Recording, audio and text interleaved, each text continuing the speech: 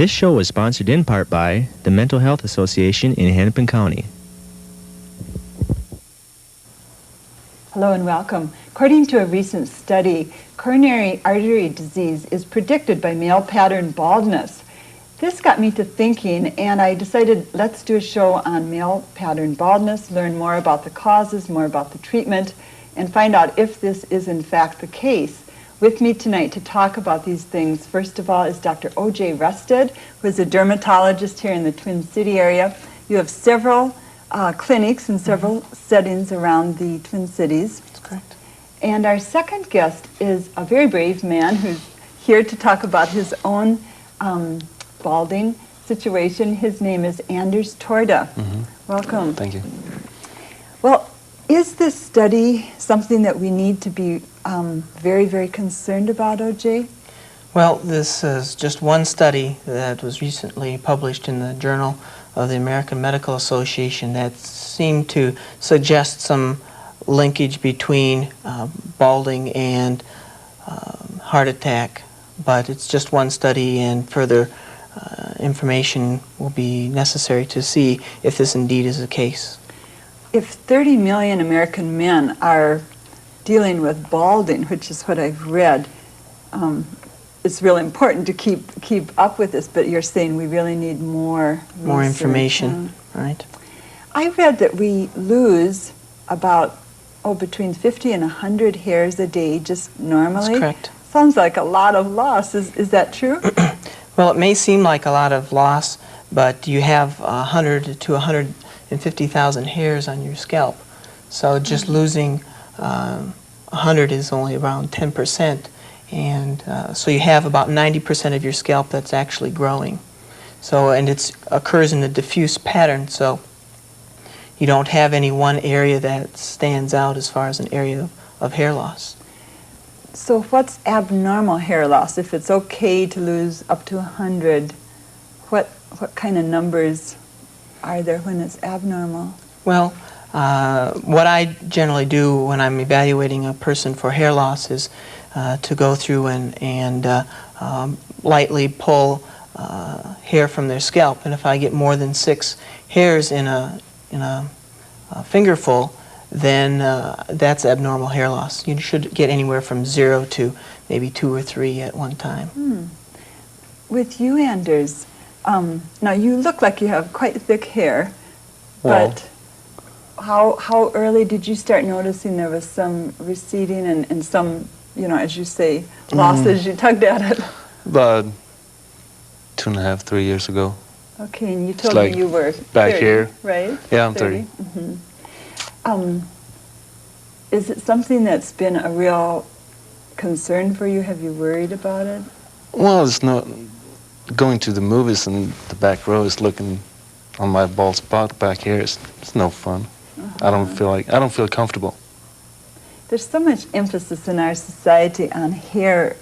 I guess there always has been, but there sure is a lot of emphasis on hair, which then makes for more pressure when you're losing it.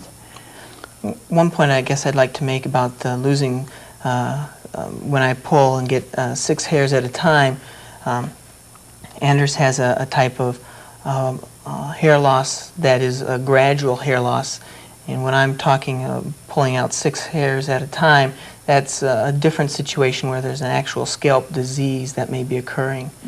So Anders would probably never been able to pull hair from his scalp. You want to try?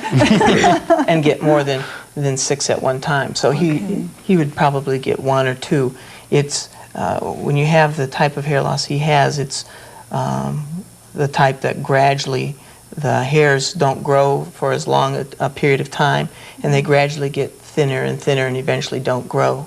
So you don't notice a significant number of hairs coming out. It's just that they don't grow back like you'd like them to. Okay. I've always heard that if your mother's father was bald or had severe hair loss, that meant you, if you were a male, would also have that problem. Now, is that true? Well, there seems to be a tendency for the maternal side to have more of a role in androgenetic or male pattern or hereditary hair loss.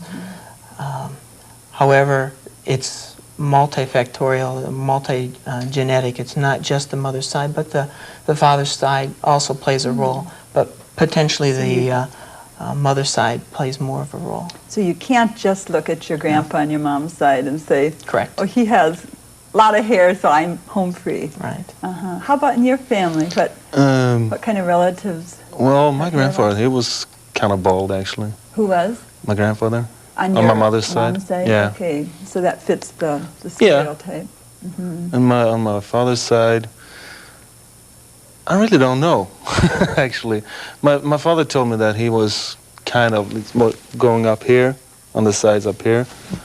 But otherwise, on my mother's side, it's like mostly all over. So besides heredity, which is a factor, what are some of the other causes, OJ? Hereditary is the most common cause of hair loss. There are lots of other processes that can cause hair loss. There's actual skin disease of the scalp that can cause hair loss. There's something called alopecia areata where you get patches of baldness, and when indeed you do pull hairs from the scalp, you get 6, sometimes more hair at one time. There are other diseases, systemic diseases like lupus or syphilis that can cause hair loss. Generally, though, when you look at the scalp, you can see that there's something abnormal going on in the scalp. There are other processes and internal mechanisms that are going on that are more subtle, and you may not recognize those as a cause unless you actually investigate, ask a lot of questions. Those can include causes like anemia, thyroid problems, that sort of thing. So it's a symptom. You shouldn't just say, oh, it's in the genes. Right, correct. And if it was anemia or another condition such as that, then if you treat the cause, in a sense, you will have the hair regrow? Correct. Okay. What age do young men start losing their hair on average if they're going to have male pattern baldness? Well, you can lose or gradually thin hair almost starting in age 20, but a lot of times by age 30, you have an idea how much hair a person is going to lose. You gradually get a certain amount of loss after that. No matter what? I mean, is that just inevitable? It's not inevitable because there are plenty of people that don't have a significant hair loss. Most people, men and women, have a certain amount of recession of the frontal hairline. 96% of men in their 20s and 80% of women have a slight regression of their frontal hairline, and that's not necessarily an indicator of the hereditary type of hair loss. It may just go back a certain ways and they may not lose any more hair.